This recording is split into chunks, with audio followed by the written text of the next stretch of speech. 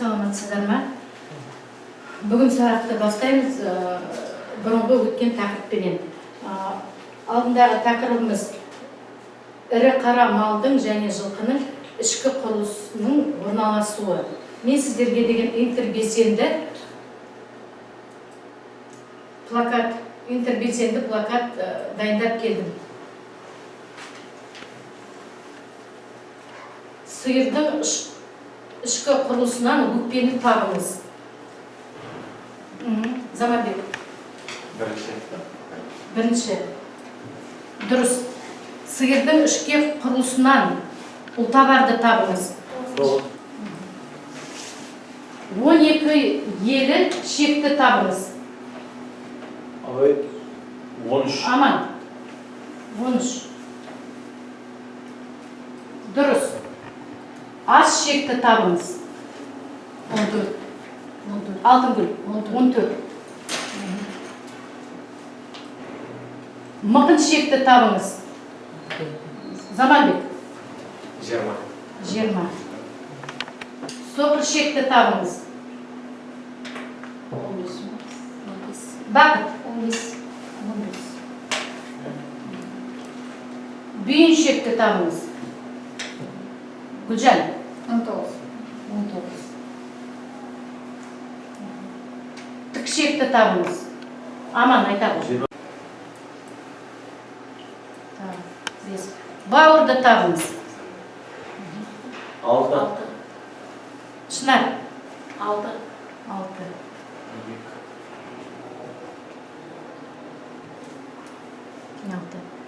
Ішкі құрылысынан деген өтті табыңыз. Жәнібек. 7. Мына жерде тұр. Бүйректі табыңыз. Әлбек. 23. 40 қабатты табыңыз. 40 қабатты табыңыз. 8. Береке 8 де. Тапсырма аяқталды. Бәрі сұрақтарға жауап бердіңіздер. Дұрыс болып шықты. Енді келесі тапсырмамыз. Жылқының ішкі құрылысын орналастырыңыз. Сурет бойынша реттеу. Сіздің алдарыңызда деген сурет бар. Осылай етіп реттеп қойып бересіздер. Бірінші, екінші, үшінші арғарай деген. Жәмилә. Қалғандарын айтып отырасыңдар, Жәмилә? Күрек түстер. Екінші. Жақ түстері.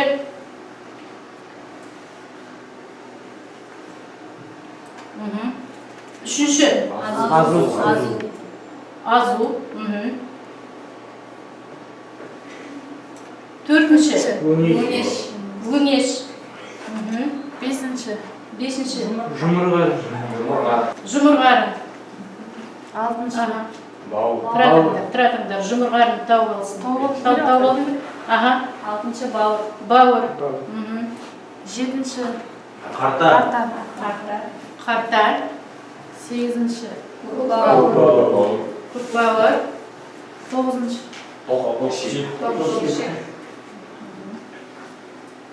Оныншы. Он бірінші. Сосын 13-ші.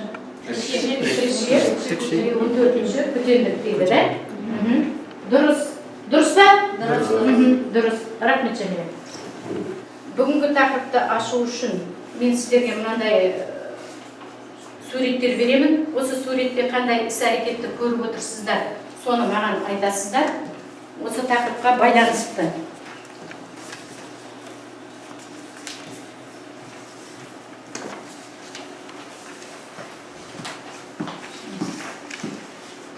Әлбек, не болып тұрсың? Басып қарау. Басып қарау. Малды. Аускультация. Тыңдау. Перкуссия қолмен соғып қарау. Қолмен соғып қарау. Жәмилә, аускультация. Тыңдау, да? Тыңдау. Дене дене қызуын өлшеу. Тыныс алу. Тыныс алу. Аускультация тыңдау. Аха. Шынар. Перкуссия басып қарау. Басып қарау. Қолдарыңыздағы суреттер, жаңа айттыңыздар, тыныс алу дедіңіз, басып қарау дедіңіз, дене қызуын өлшеу дедіңіз, да? Соның бәрі қалай ойлайсыз? Қандай тақырыпқа, қандай әдіс тәсілдерге жатады?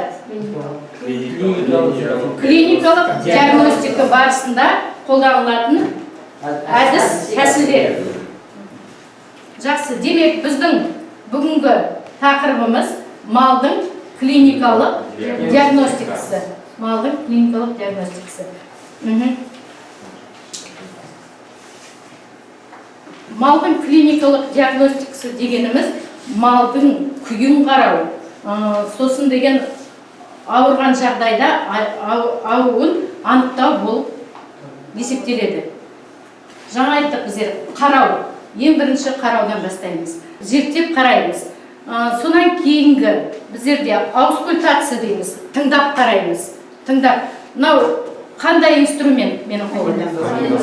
Фонендоскоп. Фонендоскоппенен біздер деген жүректің соғысын қараймыз. Сосын деген тыныс алуын қараймыз. Өкпенің тазалығын қараймыз дейміз, да? Аускультация. Аускультацияны егерде біздер жүрегін тыңдап қарасақ, малдың жүрегін қай жағынан қараймыз? Сол жағынан қараймыз, да? Сол жағынан қараймыз. Тыңдап, қарап,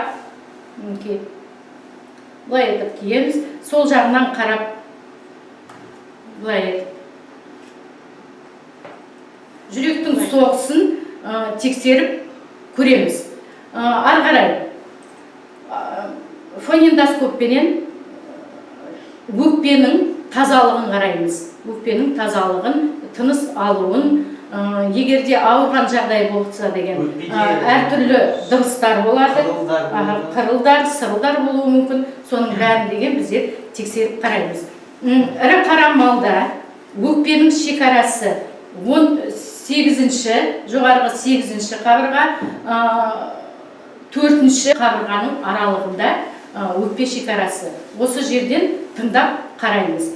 Егерде сау мал болса, ешқандай деген бөгде дыбыстар естілмейді, тыныс алуы деген қалыпты болады. Егерде ауырып тұрған жағдайда, онда деген сырыл жаңағы айтқандай пайда болуы мүмкін дейміз, да? Келесі термометрия. Термометрия дейміз, или болмаса дене қызуын өлшеу. Оны андай термометр болады. Осы термометрдің сынап бағанасын кішкене сілкіп 35-ке, 34-35-ке түсіреміз. Сосын барып сүртіп вазелин жағып малдың тік шегінен сол жағына барып, құйрығын көтеріп, сосын деген тік шегіне тығып, сосын бір 5 минуттай ұстап, жайлап алып шығып, қанша температурасын деген көрсеткішін қарап, қайтадан сілкіп, тазалап, жаңына салып қоясыздар. Егер ірі қара малдың қалыпты температурасы қанша? 37-де 5, 39-да 5. Так, бұл температура. Дене қызуы. Енді келесісі пальпация. Пальпация дегеніміз, егерде орыс тілінен ауырғанда қол, да? То есть қолыменен жаңағы басып қарау дейміз, да? Ол не затын қараймыз? Жаңағы шекараларын қарауға болады, әрбір деген ағзаның шекарасын қарауға болады. Сосын деген денесін деген сипап қараған кезде, егерде ылғалдық болмаса, сосын деген жүні үрпейіп тұрмаса, или жиырылып тұрмаса, соның бәрін қарап, сипап зерттейміз. Келесі, ол деген перкуссия. Перкуссия деген ол соғып қарау. То есть, егерде біздер бір ауырып тұрған мал болса, соғып қараған кезде мал деген өзінің ыңырсуыменен или болмаса қозғалысыменен ауырған жерін деген білдіртеді. Ол деген перкуссия. Перкуссия деген қолыменен соғып қарауға да болады. Сосын деген инструменттік болады. Инструменттік ол деген жаңағы плессиметрменен перкуссионный молоточек дейді. Соны пайдаланып, сонымен де жаңағы білуге болады. Ол деген әрбір ағзаның шекарасын, сосын егерде ісініп тұрған кезде соны байқауға болады. Осы жаңағы айтылған 5 тәсілменен қайталап шығайықшы, қандай? Қарау, аускультация, тыңдап қарау, пальпация, перкуссия и дене қызуын тексеру. Осы 5 әдіс тәсілменен малды зерттеп қараймыз. Енді қай уақытта біздер қараймыз? Жылына 2 рет малды жайылыстан қыстыққа тұру кезінде қарап шығамыз. Сосын деген жазғы тұрым көктем кезінде жайылымға шығарар кезде малды тексеріп, қарап, сосын барып деген жайылымға шығарамыз. Зерттеуге осы 5 тәсілі жетпесе, арғарай тағы незат қандай тексерістер жүргіземіз? Зертханалық, да? Зертханаға незатты жіберуіміз мүмкін? Малдың қанын, кіші дәретін, үлкен дәретін, сілекейлерін, да? Кілегейлі қабықтарының деген жиынтығын жібереміз. Сосын деген терісінің талшықтарын, солардың бәрін лабораторияға жіберуге, зерттеуге жіберуге болады. Жаңағы тексеріс материалдарменен бірге анықтама хат жолдаймыз. Қандай малдан алынған, малдың жасы, не үшін алынып жатыр, диагноз, болжау диагнозын жазып, бәрін деген лабораторияға жібереміз. Келесі, осы тақырып бойынша біздер деген амбулаторный журнал толтыруымыз керек. Ол үшін зерттеуіміз керек. Бүгін бізде деген мысығымыз бар. Сол мысығымызды Мереке зерттеп берсін. Мына біздің мысығымыз, осыны Мереке тексеріп көрсін. Бірінші низаттан бастайсың. Ең алдымен мысықты ортада өзін ұстауын бақылаймыз. Мысықтың жүрісі, өзін ортада ұстауы қанағаттанарлық. Жүні жылтыр, ылғалы емес, мұрны, ауыз қуысы, көздерінің айналдырасы таза, құрғақ. Құлақтары, ауыз қуысының кілеге қабықтары таза, қанағаттанарлық.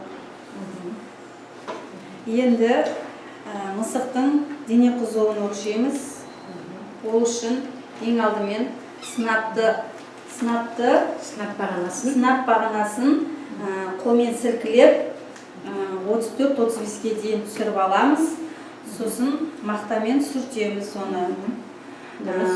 Мысықтың дене қызуын мысықтың тік ішегі арқылы өлшейміз.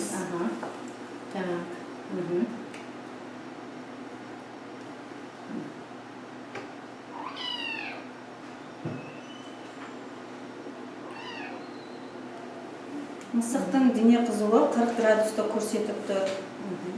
Негізінен қалыпты жағдайда мысықтың дене қызуы 38-39 жарым болуы тиіс. Енді мысықтың жүрек соғысын тыңдап қараймыз.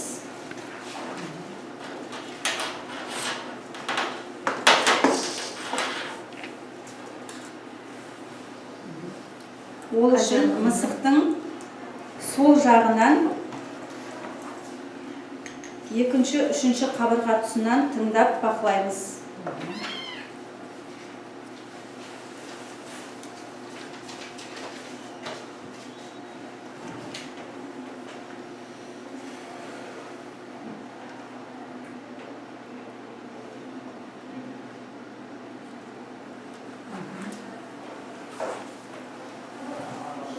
Мысықтың жүрек соғысы қалыпты 135 рет соғып тұр.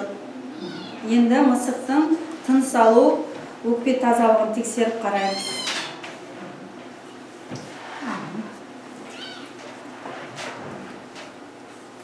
Оны өкпенің екі жағынан да тексеруге болады.